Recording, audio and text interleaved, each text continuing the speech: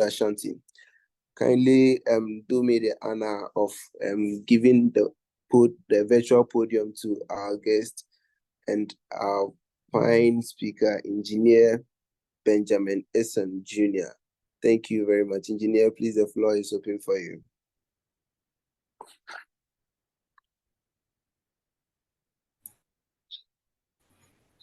Hello. Hi. Hello. Hi, please, you are audible. Please, can I be heard? Yes, please. Oh, okay. Thank you for the long. Hey, it's really inspiring. But anyway, I think the BSc is 2010, 2011, not 2017. That's just by the way. All right. Yeah. Thanks for the So correction. currently I'm the engineering manager for AngloGold Ashanti Obuasi underground operations at KMS, and I'm currently reading a postgraduate diploma in mining engineering as part of my professional career progression preparation. I'm really honored to be invited to share my piece of knowledge as far as team management is concerned.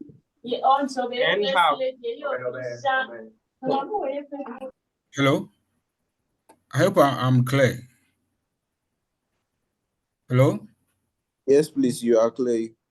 Okay. Yeah. So basically, no need to.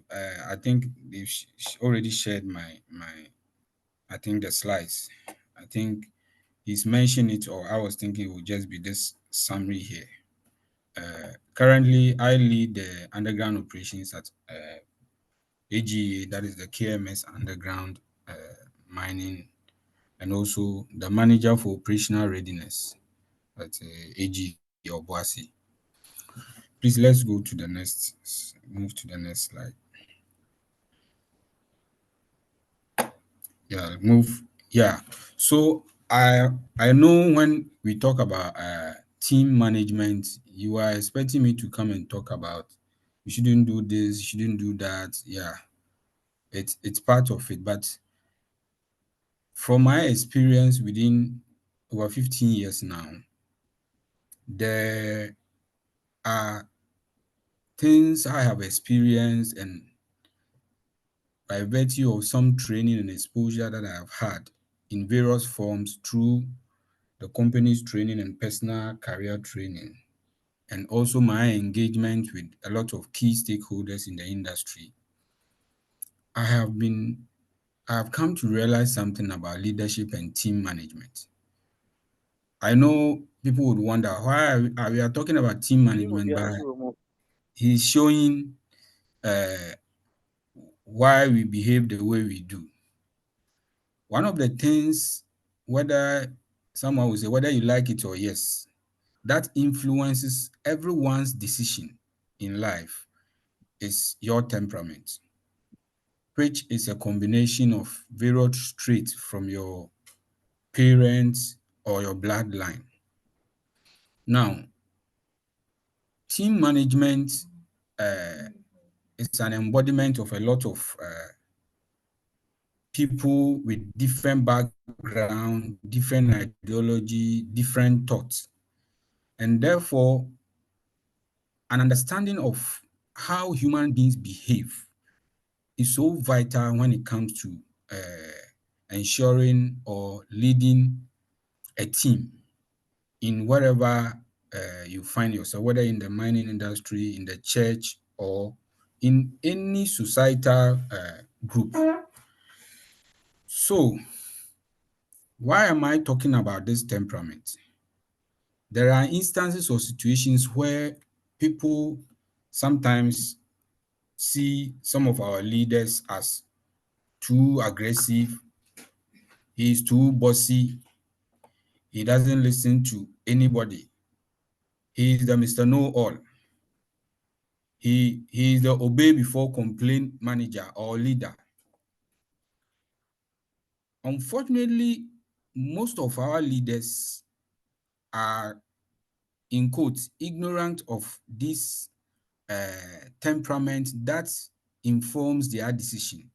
In view of that, uh, when they make certain decisions or they take certain decisions, they do not realize it is by virtue of their inherent trait that is leading them to, most often than not, take these decisions.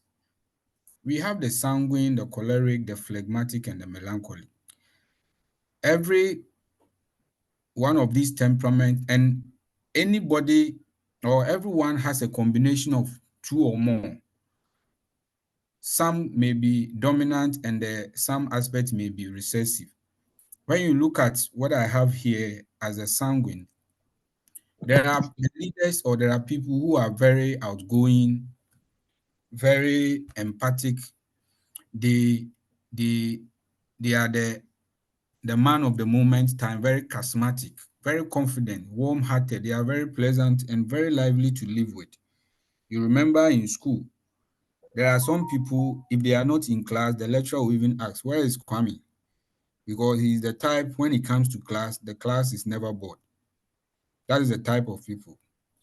And in some situations also, we have had lecturers and leaders, we call them Mr. Know-All, because they will hardly listen to you or they will hardly have pity for you when you go wrong. They are the aggressive type. And we've had in some situations also where we have leaders that sometimes even we, the subordinates or the followers, will go like, this man is too cool, it's too quiet and too calm. And that is the phlegmatic type. Then the melancholic, we call them the perfectionist. Very thoughtful, cautious, well organized, and a whole lot you can name them.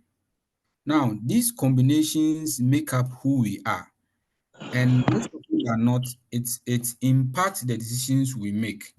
That is why it is important to accept or understand these traits, because whether you like it or yes, it informs every decision a leader makes.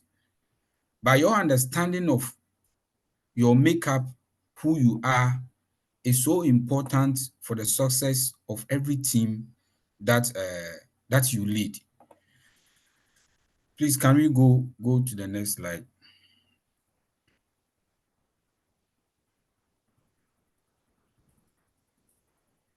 So I tried to split the various traits into this arrow. Let the full A come so that I can just, I wouldn't waste my time here. Let the full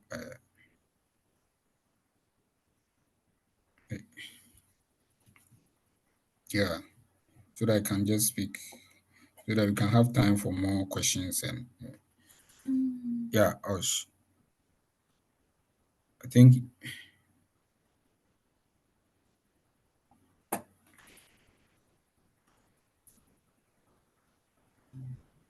yeah. So there are people with this trait, and in leadership, one of the key people we normally, or we classify them as having that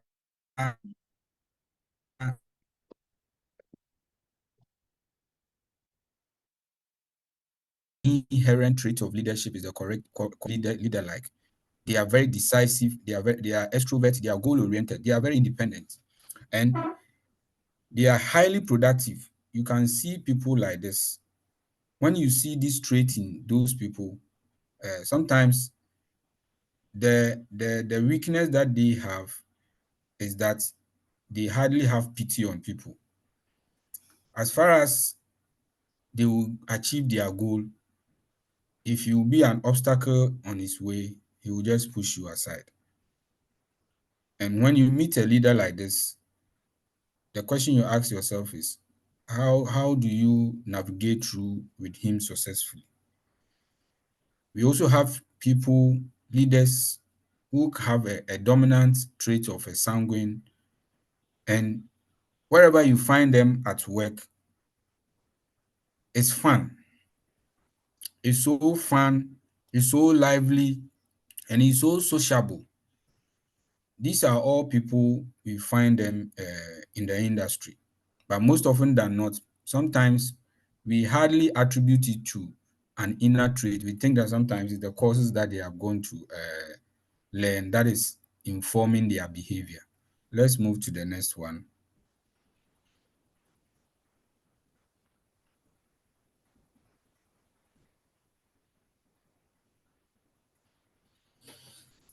Yeah, we have the melancholic. The melancholics, as I said, they are the perfectionists. They are that analytical and detail oriented. There are people, or there we have leaders in the industry, in society, even in the church.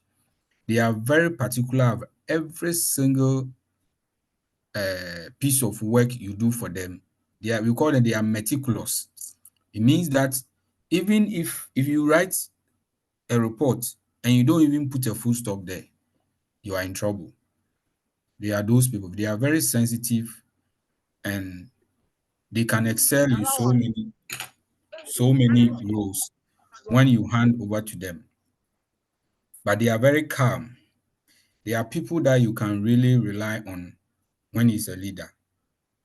Then the phlegmatics are the introvert type. They are also dependable. But most often than not, when you find those people, they always want to be the assistant. They don't want to be the head, because they don't have the zeal to lead.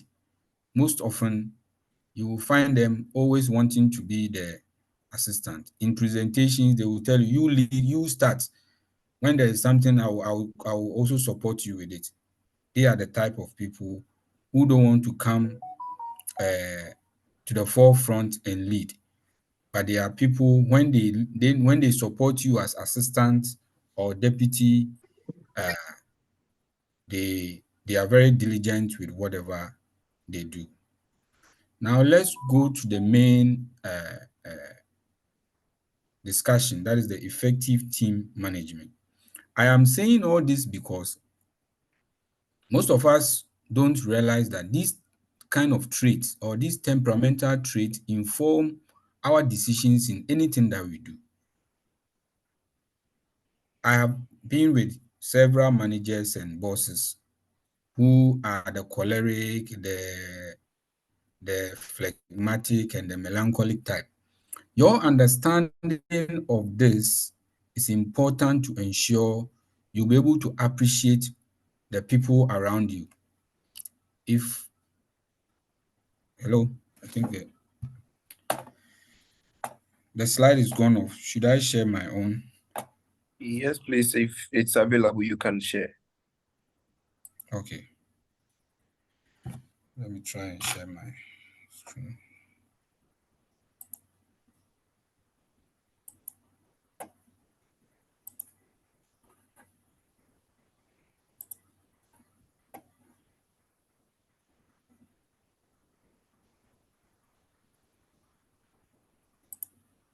Okay, I think, yeah. So what are the key attributes of an effective team management? For a team, we refer to as a group of individuals coming together to achieve a common goal. Now, why is teams so important? Teams are very important because we leverage each other's skills and expertise, and also ensure that a common goal is achieved, out of which an individual alone cannot do. So for every team, if you are a supervisor or you are aspiring to be a supervisor, one of the things you need to know as an upcoming leader is that you need to ensure that your team members are united and all of them understand that they are together for a common goal. Your team members must also understand that In as much as they have their individual traits, it's important to come together. That is collaboration. Come together, share ideas, coordinate, and ensure mutual support is given to all team members. Now we have roles and responsibilities. Because each team member has a key role to play, it is important to let you, the leader or the team lead, understand that you need each and everyone's expertise to ensure that a common goal, which is the main attribute of the team, is achieved. Then there is the independence, the interdependence. Team members rely on each other for the success of the common goal of the team. And also effective communication is a crucial part of a team's objective. When there is poor communication, when there is misinformation, it really affects the team and doesn't make the team effective. And also shared accountability. Now the team shares responsibility for their outcome of their efforts. That means that success and failures are attributed to the team as a whole rather than individual members. If you are a team lead, you need to understand that shared accountability is very important. Now, how can you do this?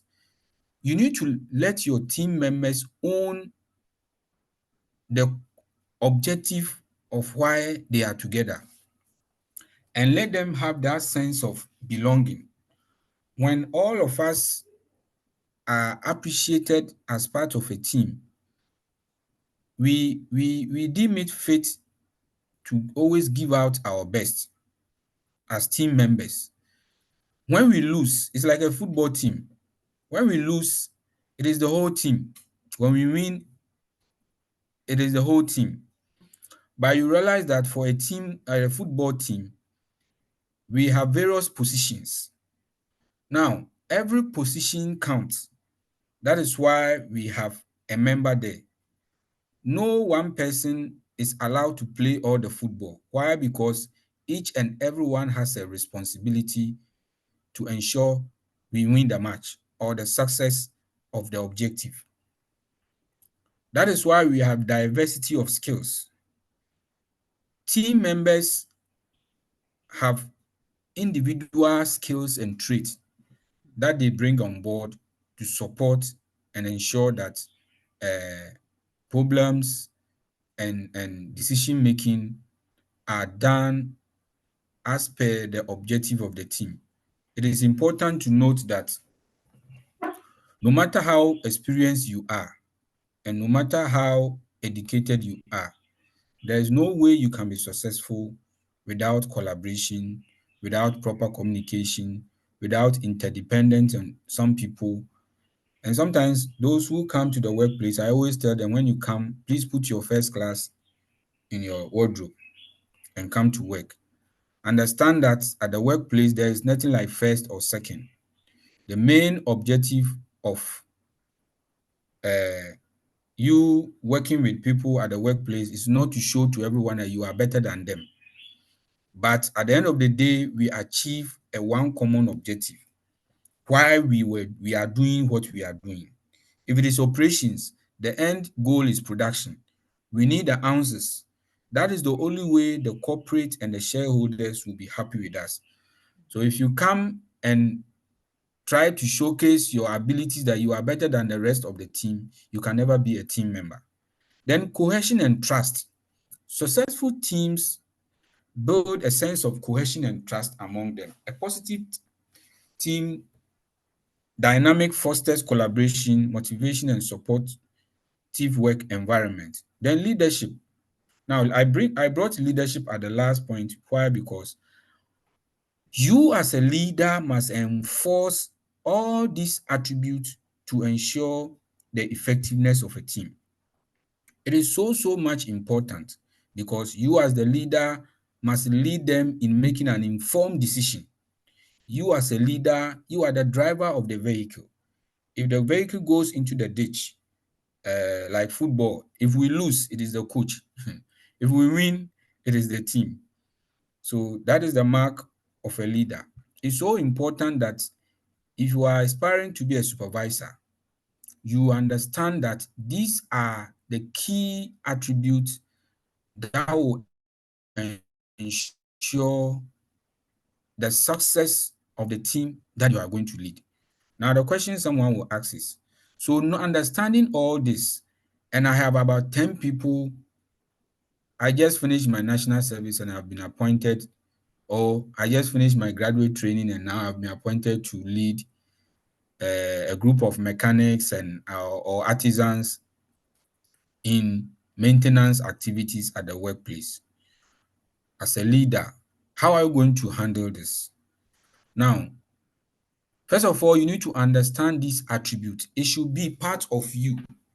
Once it's part of you, and also you able to understand what we call the psychology of human behavior. That's the reason why I initially shared what we call the various temperaments of every human being. So, for example, myself, using myself as an example, I lead over 100 people, about 150 to 200 people. Now, the question is, how do you manage these teams together? I have all these attributes in my head. Now, how do you bring all these people together? Sometimes there is the perception that a leader must be the fearful one. People must fear you. When they see that you are coming, then they are running helter-skelter. It is no way the best form of leadership. You should be able to lead such that all your team members are always happy to come to work every day. You should lead and set examples, set precedents, bring them together, share ideas, think about their career development, think about their professional development, think about their family, think about their emotional support. These are all part of a leader's responsibility. So for you to ensure you have a successful team, it is not only about the person knowing how to do the job. That is the competency on the job. My MD, the new MD for AngloGold Ashanti I was going to underground with him and he said, Ben, there's one thing I always talk about. Competency and attitude. If you are so competent that you are the only one who can do this particular type of work and you don't have a good attitude, I don't need you. If you have the very best of attitude and your competency is even low, I can train you. I can take you for courses. I can take you for training. And at the end of the day, because you have good attitude, you will thrive. You'll be very successful. So I always don't need people who are too competent. I need people who have the best of attitude. Now, what is the best of attitude? Somebody who shows sense of responsibility. Somebody who empathizes and always is a proactive person. Somebody who always think ahead of the team. Okay, somebody who goes all length to ensure there is peace and harmony among team members. Somebody who is able to manage conflicts among team members. Because we have individual traits in a team, what you need to understand is that when you are leading people, you will definitely find one of them who is so arrogant and bossy. There are people in our teams who can be very stubborn. And for me, they are the very people I'm able to handle, because I always tell people one thing at work. Look, when you come and see me and a mechanic or a supervisor or whatever on a field discussing the job or doing something, sometimes they will tell manager, you are too big to even come down to our level to come and talk to us. I say, hey, no way. The difference between you and myself is our salary, and that one comes into our individual pockets. But on the field, the objective is that me as a leader must support to ensure I give you all the support in all forms to be able to achieve the common objective for the business. So it is not about seeing me as some big boss sitting somewhere and I always have to be sitting on the table and with a pen and a laptop. It is important we work together irrespective of our age or our position at work. So these attributes are very important for all of us as a team. Can we move to the next one?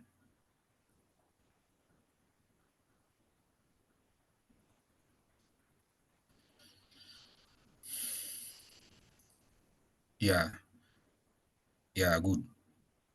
Uh, I've spoken at length on in terms of team.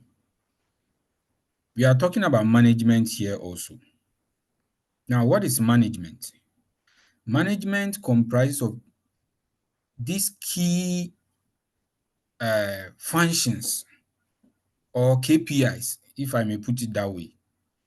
Management is the process of what? Planning, organizing, leading, and controlling resources. The resources could be people, finance, materials to achieve a specific objective effectively and efficiently. Now, management is applied in so many facets of our society, both government agencies, businesses, engineering operations, the industry, and what have you, whether even in school. There's no way or there's nowhere we do not have management as part of our ensuring effective productivity. So for management to be successful, there is planning, there is organization, that is organizing resources, leading, ensuring effective communication and exchange of information with the shareholders and coordination and collaboration, and controlling. It is important to ensure there is always monitoring and evaluation of the set objectives to ensure we are meeting our KPI. Then decision making. This is where we always have problem as team leads and leaders. Sometimes, in my experience on the field, there are instances people think that if you are the leader, that means that you are the most sensible person. If you are the leader, it means that you will have to solve every single problem. That is the biggest problem we have. So decision making is a challenge to most of the leaders in the industry. And because of that, there is the mindset that when there's a problem, they are the only people who must bring solution to it. So they don't listen to their subordinates or their followers. In terms of to be able to manage effectively, you need to plan. Planning here involves setting objectives and determining the best course of action to achieve them. We have certain strategic objectives. We have what? Setting goals and creating the necessary guidelines for the team. Organizing, it means bringing the people together, assigning roles and responsibilities, and also guiding and motivating them, that is to leading them and ensuring effective communication. That is what I would want to talk about here. Now, in terms of decision making, let me quickly add that there are so many ways we make decisions as leaders. When you want to make any decision among your teams, one of the things you need to do is to, first of all, let me use the word, throw the problem to them. If there is a problem that needs to be solved, you throw the problem to, let's, as a technical person, I would rather go this way. The MD pump, those who are in the process plant, MD pump is experiencing low flow. You are the supervisor. How do we solve them? You are the supervisor. Your manager is demanding some answers from you. You see, one thing you need to understand, you need to shy away from the fact that because you are the leader, you should know everything. You don't know everything. Call your team members together and say, guys, This is the problem at hand. What do we do? You see, involving the team members is the most important thing any leader can do. Why? Because naturally and psychologically, if you involve your team members, do you know what you have done? You have given them that sense of belonging, and you have given them that sense of respect. So whatever you do, they are prepared to support you to the letter, because they feel involved, they feel appreciated, they feel valued, they feel respected. The moment you sought for their ideas, look, there may be instances you may even forget other things, but when you sought their ideas or you seek their ideas, probably you are thinking in one-sided or in one area, but they may bring in some ideas you have even not thought of. So it's important you seek their ideas when there are problems. Once they bring the ideas together, you write them down. Then you also throw your idea to them. Yeah, your ideas are so good. I'm really happy with what you have brought on board. I also want to say this. Why don't you also consider this and that and that? Do you think it's also a good idea? Look, they say, oh yeah, yeah, manager, what you are saying, oh, it didn't even come into our head. I think we buy what you are talking about. Look, once you do that, even though you brought that idea in a way, they will support the idea and execute you to the letter, because they feel involved in the decision making. That is what everyone wants to do. Again, in terms of decision making, if you look at this, number one, I said we need to uh, understand in terms of all the activities at work. You need to know what must be done now, what you should do, what you can do, what you desire to do. So when you write your itinerary as a leader, okay, and even in your personal life, it is important that every decision or anything that you want to do, you ask these 4 questions. Of all the things that I have listed to do today, or of all the things that I have listed to do this quarter or this year, and personally, I do this at the end of every year, December, November, December. I list down all my activities for the next year, the coming year, and I assign this to it. Must do. Which of these activities is something which is a must? It means that all cost 2026, I have to do that thing. Which of these activities is a should do item? It means that in the order of hierarchy, it is not the most important item. It is when the opportunity comes for you to do it, you will do it. Which of these activities is a can do?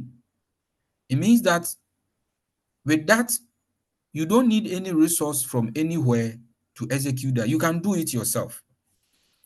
Then desire to do. Which of these activities is something that you desire to do, but it's not so important in the immediate term? These are questions you should learn as a leader, so that when you are given any activity at work, you will be able to prioritize what is most important and what is least important. Again, as a leader, one of the things you need to learn is adaptability, self-motivation, and networking. There are instances I seek uh, guidance from other senior men in other organizations. I call them, boss, I am faced with this challenge. I remember when we were in Bogosu, you were doing ABCD. Can you help me out? It is very important to open up. Don't shy away from your weakness. You don't know it all. Again, you need to also know, have or build analytical skills or problem solving skills. As someone who use the SWOT analysis, who use the Pareto analysis, who use the 4-tree analysis, some will use the fishbone diagram, some will use the 5 whys. These are all technical, analytical skills. As a leader, you must make sure you understand and can do. So that's one. I think I've already spoken about teamwork and collaboration. So that's one I won't. Let's move to the next one. In the next slide, I am talking about another critical important thing that was, we call it Esson Jnr matrix. In teamwork, for effective team management, as a leader, you need to understand what we call delegation. There are so many people, like I said, the moment they crown them as the leader, they think that they see them as the most sensible person among the team. You lie. It is important as a leader to learn to delegate. I have some of my supervisors, I have identified some of these. I have called them that, look, if you don't learn to delegate, you break down. Because psychologically, you think that every work depends on you. If you are not there, uncle leave, uncle. Because he thinks that if he goes on leave, the person who come will not do it as he will do it. It is important as a leader to learn to delegate and ensure, as part of career progression for your teams, for your team members, uh, you assign tasks to them to delegate. Sorry, to as a as a delegation responsibility. Let's look at the graph or the quadrant. Of these four quadrants, this is how it works. Now, if the item or the activity is urgent, is not urgent. Yeah, let's look at the first quadrant. We are saying that, or for us to follow it, let's see the one itemized below. It is the same as what is in the box. Number one is saying that if the thing is important, but it is not urgent, you need to schedule it. It means you need to have a plan put in place and prepare for it. Item two, if the activity is important and urgent, you do it now. Item three, if the activity is not important and it's not urgent, you need to eliminate it. A lot of us leaders surround ourselves with non-essential and non-urgent things in our area of responsibility, thinking that, oh, it's nice to be doing this, I want to do it. It's a desire and a wish. So most of the time, you realize that before you come to realization that unimportant and non-urgent activity has taken almost half of your day at work. We don't realize these things. Then also, if the activity is urgent but it's not important, please delegate. Now, how can you delegate? You can delegate only when, as part of your supervisory and leadership strategy, you try to bring up your team members. You train them, you help them to grow. That is the only way you can have the confidence to say that you assign certain responsibilities to them. As I sit here, there are so many I assign to people. Even if it is what has been given to me by my boss, I will assign it to my immediate direct report. I will ask him to do it for me, because sometimes you don't realize it, but when they do it, they will add in certain things that you never thought of. So once they do, and you also take it and massage it, you end up having a very good strategy or report or whatever for your superior. So it's important as a leader to understand these four quadrants and use it in decision making. Then on the other side, I am also trying to talk a little about human quotient. As a leader, one of the things you need to know is that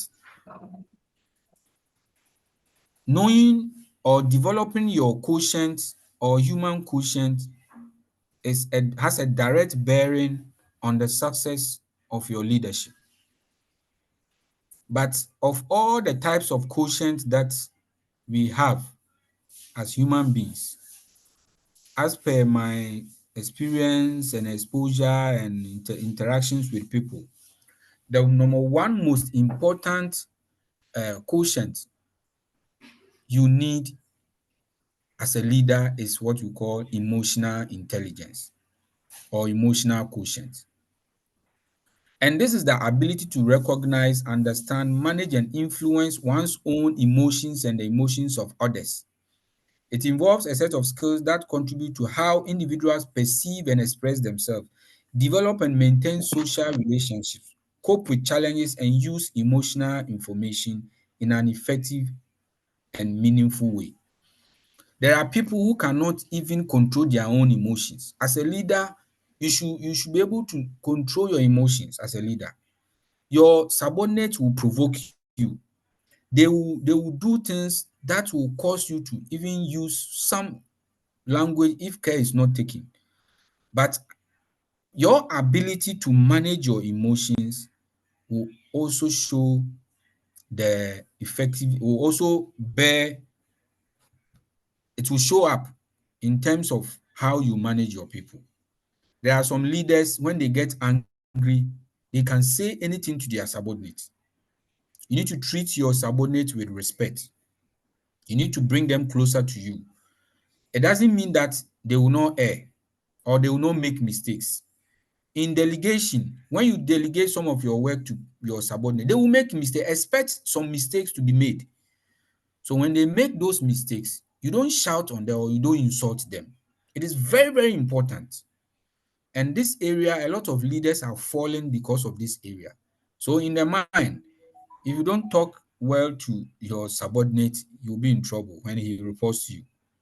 But as a leader, it is important to be able to control your emotions. There are instances your bosses may shout and say certain things to you. If you are not careful, in quote, you will insult them or you will retaliate directly to them. As an upcoming leader, it is important you manage your emotions very, very well.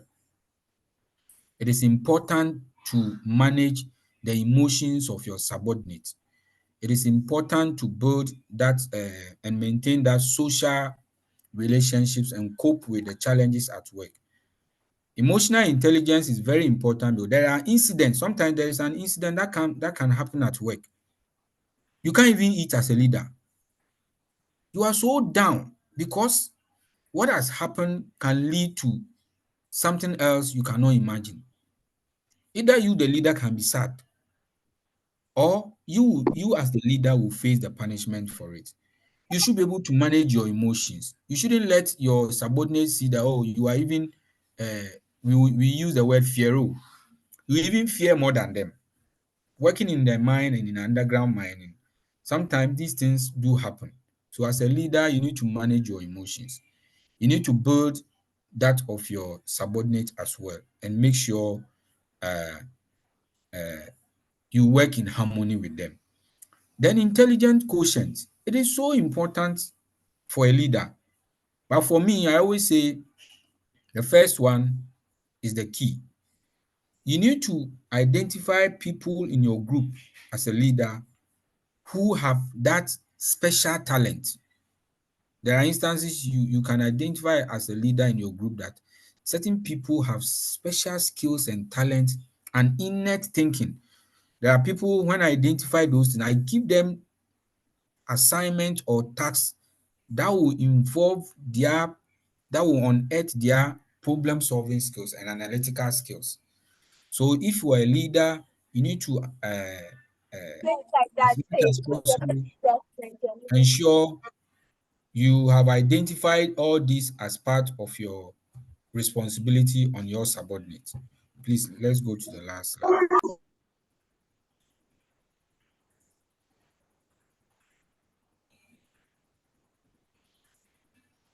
So what are the benefits of emotional intelligence? It has personal, professional, and social benefits. Emotional intelligence as an individual, it gives you better self-control. Once, because you are able to manage your own emotions. Increased resilience. Once you are aware of your emotions, you are able to also what? In the face of stress and adversity, like I said, in the face of challenges at work, you don't go down crying or showing that kind of mediocre lifestyle and what have you. Once you're able to take charge of your emotional intelligence, it improves your mental health. There are instances you'll be working with some managers, they will be always be at loggerheads with you. They will always have issues with you. How do you manage these people? With your emotional intelligence, you're able to psych yourself and move on in so many instances. Then professional benefits. Like I said, as a leader, it helps you in terms of teamwork, in terms of performance of your team. You're able to manage them better. Then social benefits. In terms of your relationship with the opposite sex, if you're a guy or a lady, your emotional intelligence is so important that it will help you resolve conflicts that may happen as far as we are human beings. Your interpersonal relationship with people is very important. Next slide.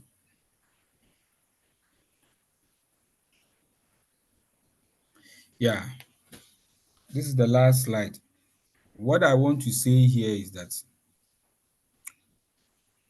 we have a lot of KPIs as a team lead, but I think that I will just pick these four as part of our leadership growth. You need to keep this in mind and lead by example. Number one, I said involve employees. Don't you like it when you are consulted before a decision is made, whether at home or work? Exactly. While it seems simple, actively engaging employees in decision making can significantly boost your morale and buy-in. When people feel heard, they are more likely to be committed and productive. I have already explained this in the earlier submission. It is important as a leader to involve your subordinate in some of the decisions making. So I won't talk so much. Then monitor regularly. It is important uh, you we assume everything is fine till a major problem comes up and catches us off guard. As a leader, the fact that you have given responsibility, you have assigned responsibility to your subordinate or direct report doesn't mean you should go and sleep. It is important you always follow up, you always monitor. There are instances, if you leave it to the end, a disaster may have occurred before you realize it, which you cannot even change. So it's important along the line, when you assign a responsibility to your subordinate, you follow up. You follow up to see if the person is doing what is supposed to do, and you redirect the person to do what has to be done. There is a slogan one of my bosses taught me. He said, Ben, I have two rules for you as a leader. Rule number one, the boss is always right. Rule number two, if you are in doubt, go to rule number one. At the workplace, initially I didn't understand. I thought that the boss was trying to be bossy, or the manager was trying to be bossy and the like. But look, when I sat down in my course of life and career, I realized it is so important. At the workplace, there's a KPI for every manager or every leader. So if the leader assigns a responsibility to you, please follow the due process and make sure you become somebody that he can rely on. If you don't understand anything the leader has given you, go back to him. That's why he's saying that rule number one, the boss is always right. Rule number two, if you are in doubt, go back to rule number one. That means that go to the boss. I'll use the boss not as in an arrogant or in a negative perspective. I'm talking about your leader. Be open to feedback.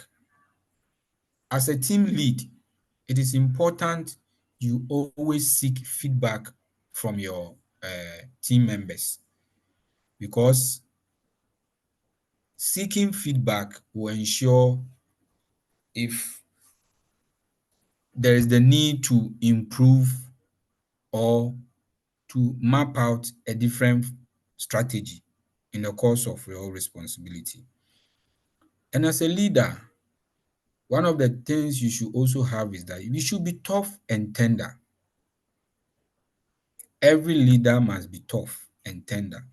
If you are too cool and calm, if you are not careful, some people will take your leniency to be your weakness. So it's important you stay focused as a leader, ensure discipline, but at the same time, be a source of motivation for your team by encouraging them in career building, relationships, and guide them through uh, their professional development. It is so important. For me as a leader, one thing I try to do is that I have all the background of all my workers. I call them most often than not, once a while, engage them, then I call you, look, your background, you have only part one. You are a mechanic. You are now a leading hand. Tomorrow, if there is the opportunity to be a supervisor, your MET part one or whatever cannot qualify you to occupy that position. So it's important you guide your subordinate to have the right professional career development so that you as a leader can also benefit from. I would like to bring my long speech to a close, and I say this. Sir Isaac Newton once said this. I always like quoting this because it says, if I can see further than the scientist and mathematician, it is because I stood on the shoulders of giants like Isaac Barrow and Pierre Format. It is important to understand that you can never do it alone. No matter who you are, you need people to lift you. You need people to guide you through. You can never be a hero, or you can never try to be a hero without imparting on others. It's important to create legacy together with your team and the future generations. Thank you so much for giving me the opportunity to share the little I have. There are a lot of things I know we on the podium or on the platform here even know better than I do.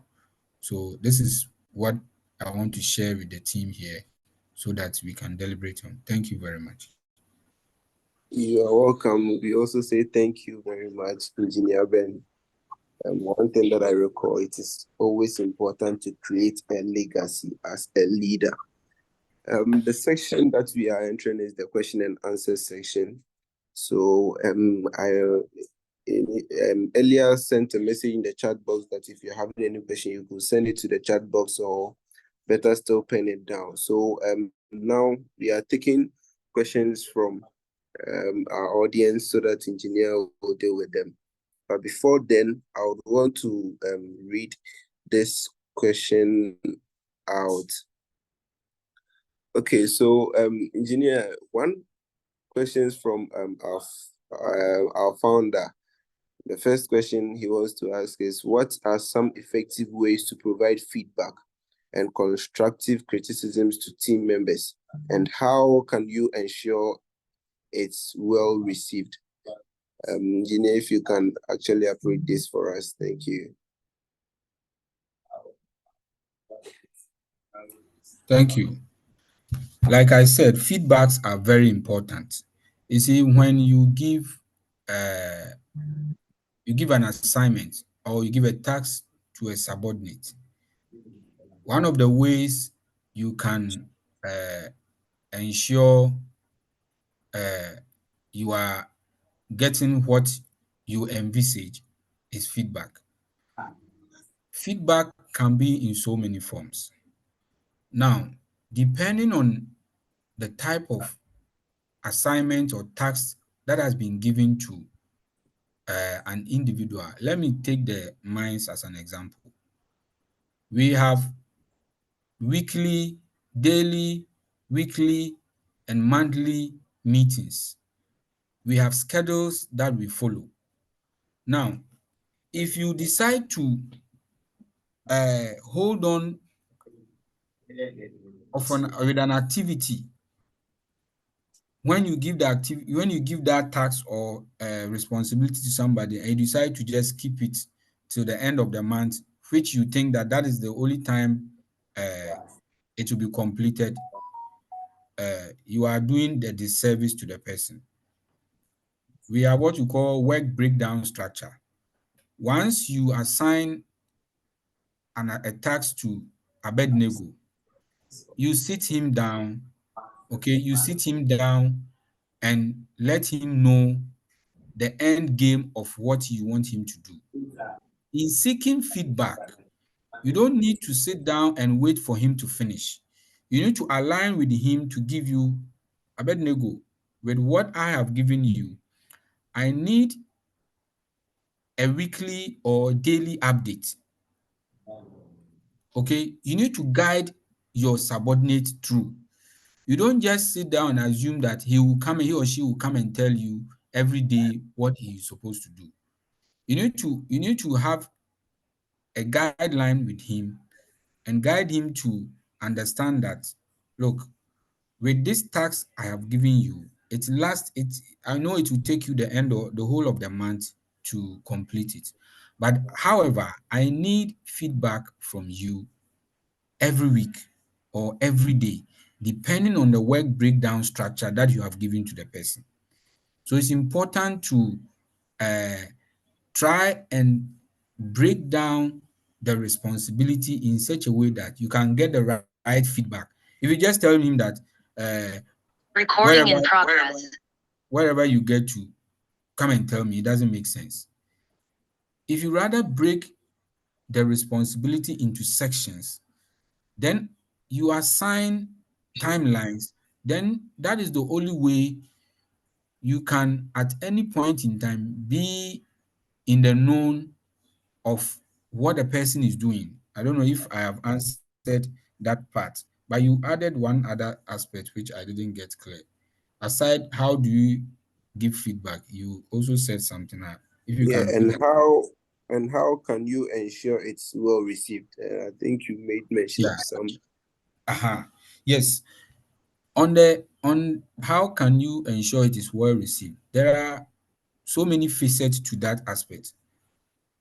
Let's assume that as part of professional development of your subordinate, uh, he is not performing well. Okay, he's not performing well. After your assessment, end of the month, end of the quarter, end of the year, he's not performing well. You don't call the person and begin to shout on him or make him feel depressed. You need to call him as a brother or a sister, sit him down, him or her down, and sometimes try not to go into even the main subject. Talk to him as if you are talking about normal life. You can talk to Abednego, how is life? How is the family? I hope everything at home is okay. What are your objectives? What are the things that you are doing? You see, try to engage the person in that kind of brotherly love or sisterly love, such that the person will gradually open up.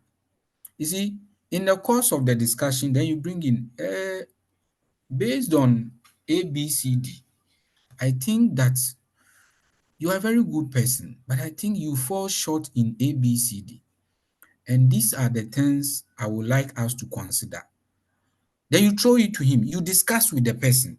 You see, the moment you make the person feel bad that he's good for nothing, that ends it. There's no way you will say anything that the person will accept as the truth. So it's important at some point in time, you go slowly, you try to bring the person closer in terms of discussions, let the person buy into what you are talking about, and he will accept it. And from there, you let the person know you are willing to support him or her in terms of training and development. If he has any problem, it should come to you. You get the person closer to you as a leader. Then the person feel cared for and listened to. So these are the few things I can say for now. Thank you, Engineer Ben. In the chat box, we have a question from Derek Kumodzi. I'm sorry if I don't get your name right. He says, wow, thank you very much, sir, for the presentation. Please, my question is, the questions are 3, and I read. 1, how do you approach communication, feedback, and conflict resolution within a team? That is the first question.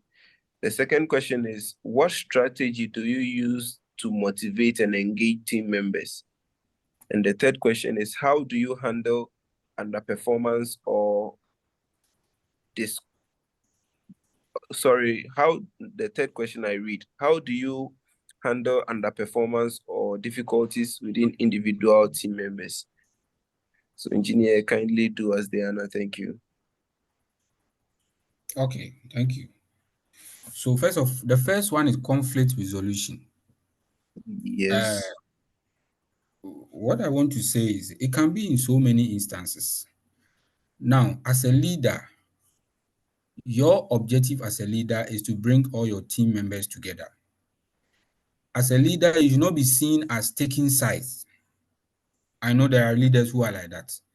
They make it so clear for everyone to know that they are on the side of Eric against Kojo. It's a bad attitude of a leader. Otherwise, the end result is that this conflict can never be resolved. So as a leader, it's important that you let the person let's say it is Mr. A and Mr. B who have issues in your teams. First of all, call Mr. A, talk to him separately. Call Mr. B, talk to him separately. Third, call the two of them together and talk to them. Okay, the reason why you need to talk to each other separately just to understand everyone's side. Then when you bring them together, nobody can lie to you. Okay, when you bring them together as Mr. A and Mr. B, you've listened to the side of A, you've listened to the side of B. Bring them together this time, because right from day one, if you bring them together at a go, you will never get the truth, because this person will say, hey, you are wrong. You said that it's. But when this person narrates his story, you have all of them with you. Once you bring them together, first of all, let them understand that the importance of the team and living in harmony amongst each other. It is the first objective you need to let them understand, that the consequences of the two of them not being in good terms in the team will end up not achieving the objective of the team. Let them understand that, look, you guys, you are a team, you are crew A, and crew A, you are managing the plant. Look, the objective of crew A is that we need to produce 10,000 tons of, we need to mine or mill 10,000 tons of ore. If we underperform, then we will attribute some of these things to the two of you not being in good terms with each other. Let them understand that the ultimate objective of the business supersedes individual differences and preferences. Then from there, once you have tried to analyze each individual's side of the issue, you bring them together, let them understand the core objective, let them know that the importance of working together as a team. You need to let them get all this. And once you are done with that, let them know the consequences of their actions. Let them understand that if they continue to go this way, this is the effect in terms of safety, production, and cost. And therefore, the ultimate is that they can be sacked or they can be fired. Let them understand these things. That's why it is a general, answer. That's why I'm not able to give you a specific one. But the bottom line is that let them understand the implications of their attitude towards each other. Maybe one was clearly wrong. Let him know that he is wrong. Maybe he's your favorite, but let him know that what he did was wrong. If he's supposed to apologize to the other person, let him do it in your presence. It has happened to me before. Okay, so it's important we do that. Then in terms of strategy to motivate and engage team members, as a leader, one of your core responsibilities is to draw your members closer to you. Let them see you as their brother or their father or their sibling or whatever. Let them see you as a closer friend. Okay, try to show interest in their personal life. There is no way people will resist it when you try to show interest in their personal life as an individual, as a leader. If you are the manager and you try to show interest in people's career development, future, you try to let them understand the importance of it. Look, they will draw closer to you and they will even open up to tell you or ask you for directions on what to do to achieve them. And I've been doing it at the workplace. There are a lot of guys who come to me, boss, manager, I need some guidance.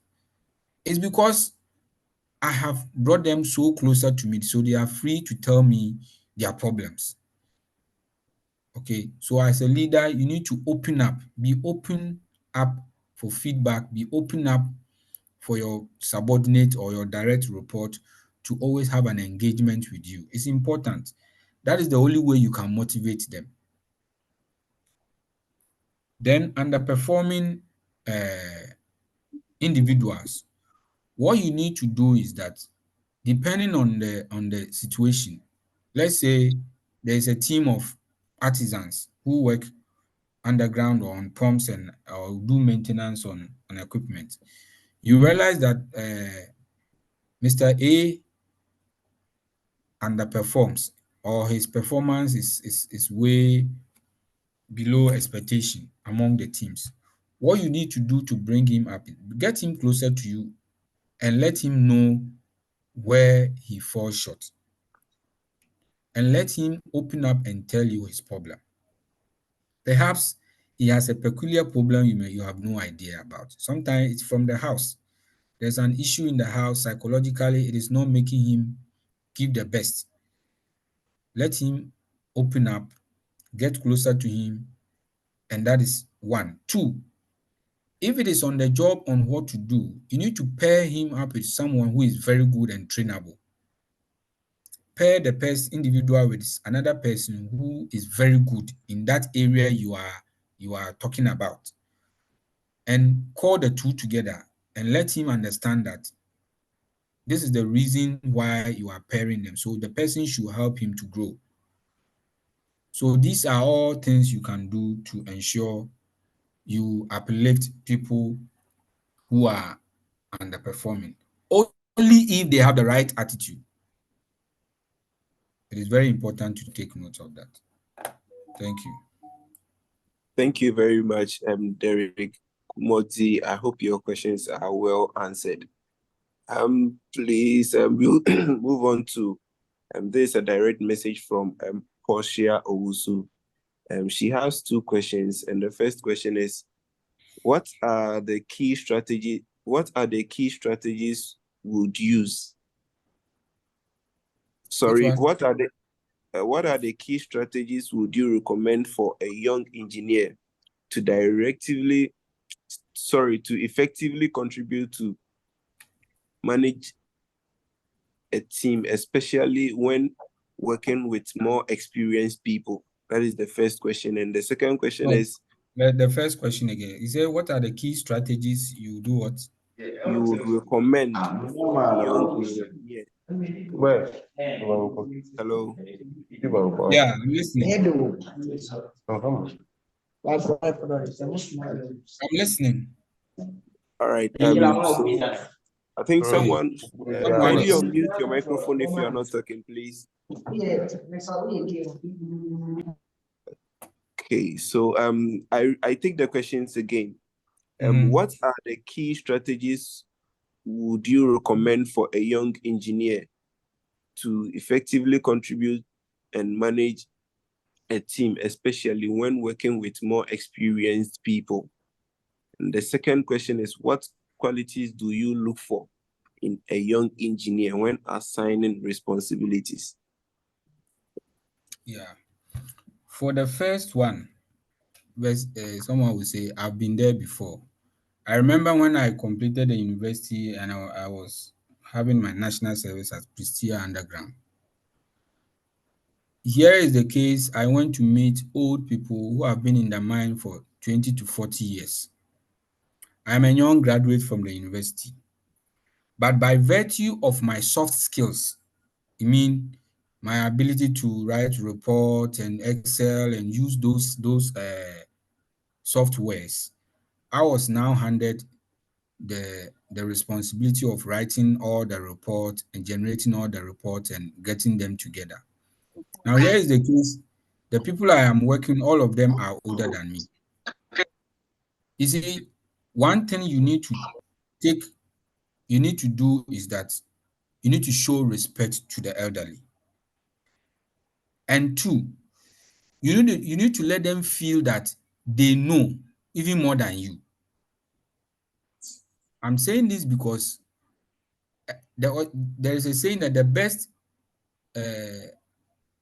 promotion you can give to anyone is to elevate him. Let me give you an example. When I work with those people, I say, boss, hey, Mr. Menu, in fact, I'm so grateful I have met you in this company. I can see you are so good. In fact, I am ever ready to support and learn from you. You see, this statement alone will break whoever he is. It will break him down. Why? Because you have valued his skill and worth of experience, and you have shown that highest form of respect to him. Look, psychologically, you have broken him down. Even some of them, I was leading them, but they need the help. I said, Mr. Menu, give it to me. I will go. I said, hey, boss, the boss, no, give it to me. Give it to me. Don't worry. I will go and do it for them. Look, in so doing, anything I ask them to, they do it. So, Mr. Menu, the pump rebuild, we need to do A, B, C, D. I even call them Mr. I even call them brother. You see, these are basic things that is not written in any book that you need to use to be able to manage these big boys. Because the moment you are from school, they see that, oh, school for the book, and they can frustrate your life. So first of all, the only thing you can do to break them is to respect them. Two, you need to get closer to them and try even to support them. You being the leader, no, try to even support them in what they are doing. If you do that, if you send them anywhere, they will go. Then I will call them, oh, Mr. Apia, hey, last time the pump rebuild we did blah, blah, blah, blah. We didn't finish. So tomorrow, I would like you and Mr. A to go and also, okay, yes, sir. Understood. Okay, sir, we need A, B, C, D. You see, when you you respect people, they will also reciprocate. So it is the simplest strategy you can use as a young person or young engineer in the industry in the midst of adults or people who are even can be your fathers and your elderly brothers. It's important to respect them. Don't show arrogance. Even if you know it, you know the right thing and they are doing the wrong thing, you find a better way that, oh, uncle, you see the pump that you did the other time, you said it is that. Oh, okay. So how do you do this? But I also went to the internet and I saw that ABC. You see, try to use a certain language that will not make them feel stupid.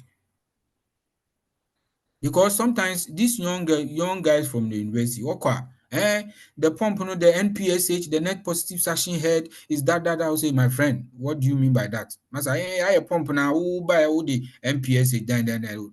Look, they will break you down. You need to calm down. You need to first of all, buy into their terminologies and their language. Then you gradually introduce yours bit by bit, before you realize they are even eager to know what you know.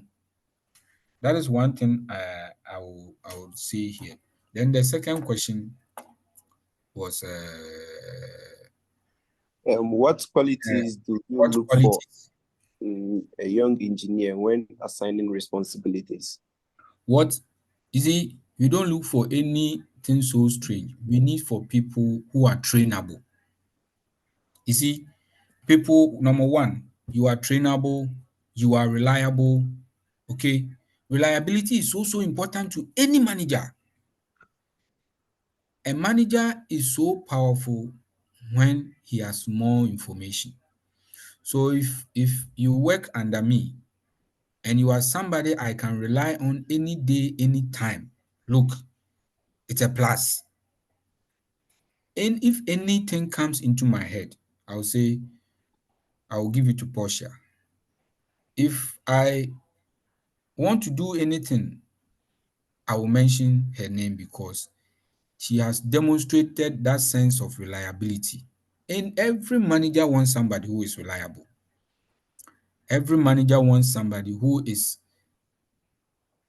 pays attention to details and is willing to be trained and to learn. There are I interviewed some graduate training last year or so. There's one guy from UMass. I disqualified him. He has first class, he was the SRC word, blah, blah, blah, blah. Hey, he sit there and he's talking as I did that. No, I told the HR guy, no, I don't like this guy. The way he was bragging and blah, I said, no, these people, they are untrainable. When you bring them, you will struggle. Because look, as a manager, it doesn't mean I know everything.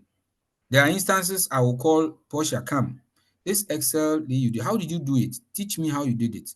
Such a person will go and tell the other colleagues that, manager, it's an Excel, go, man, yes, we meet people like that. So in the industry, we don't like those people.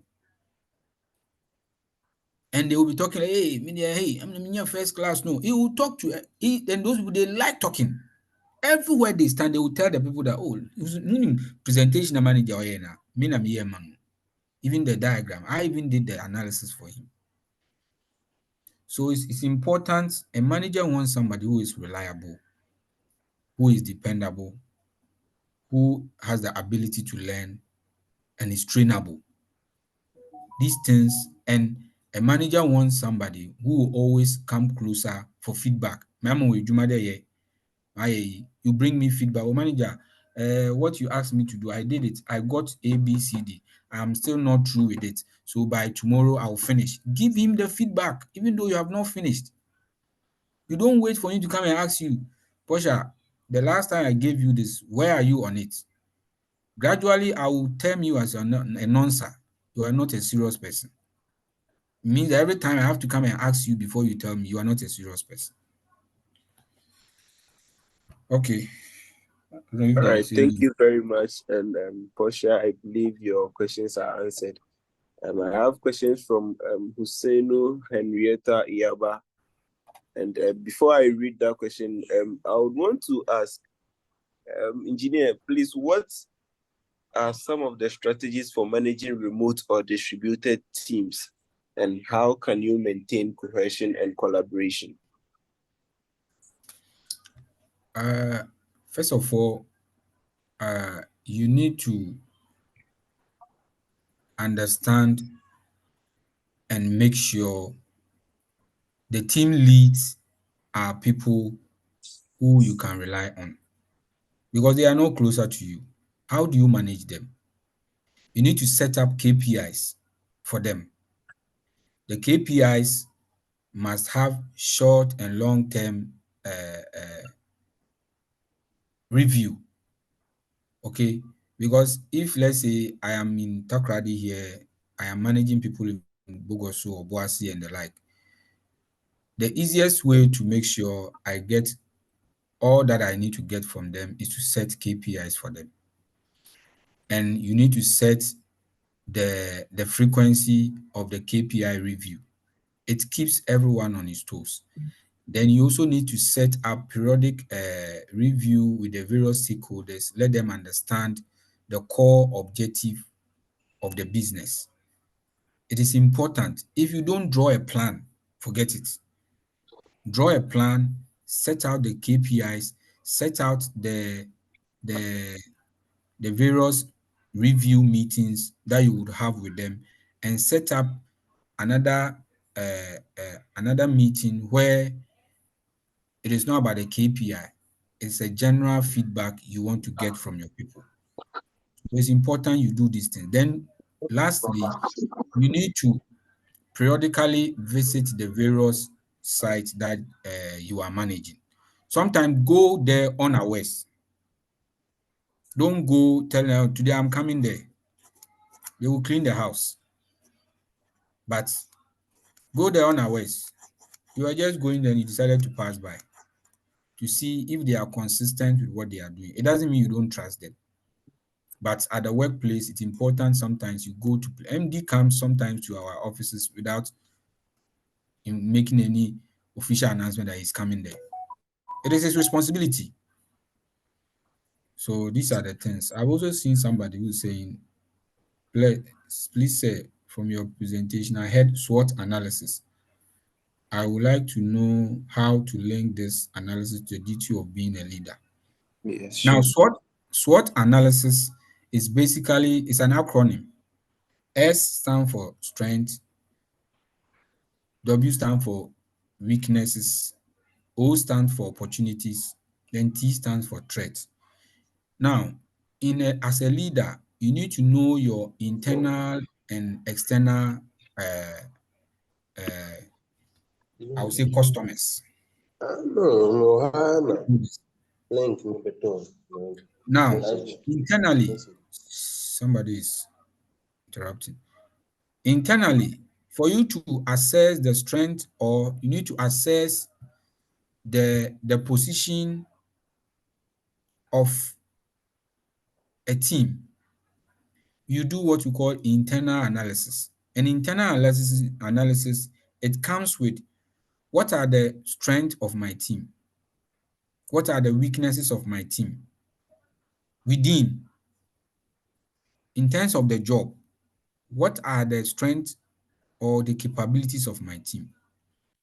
What are their gaps or what are their weaknesses? That is an internal analysis. Then external, you look at opportunities and threats. Now, in spite of their strength and weakness, what are some of the opportunities I can derive by way of this team that I have? What are some of the opportunities?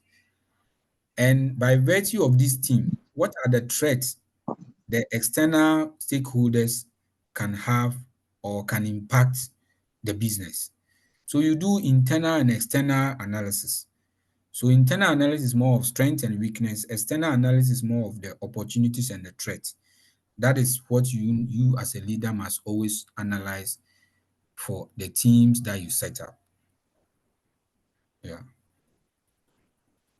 Thank you very much, Engineer. I think there are no further questions, and we would want to appreciate your time and the knowledge you've imparted in us.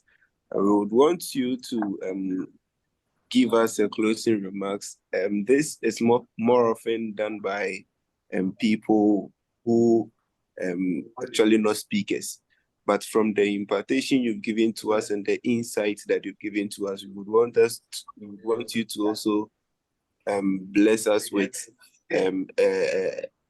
your words. But before then, someone has actually asked, he didn't get the full meaning of KPI. If you can quickly give it to us, please. So KPI is key performance indicators.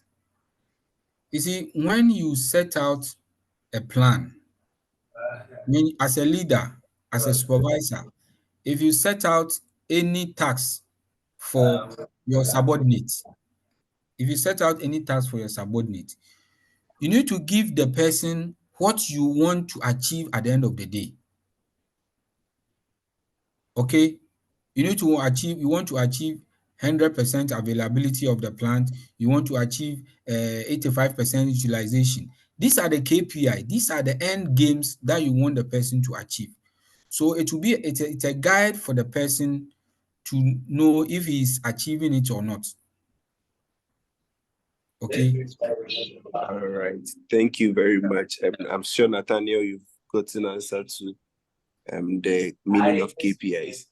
Engineer, please kindly bless us with your closing remarks. Then we'll take our vote or stance from our founder. Okay. Sorry.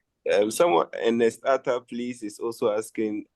I asked about NSS, but my network went off. NSS. Okay. I don't get Yes. it. I think I don't know if the message was deleted. So Ernest, sorry, your message is not to be found in the chat box, please. So thank you very much for the opportunity to share the little knowledge I have with you. One of the things I tell people is that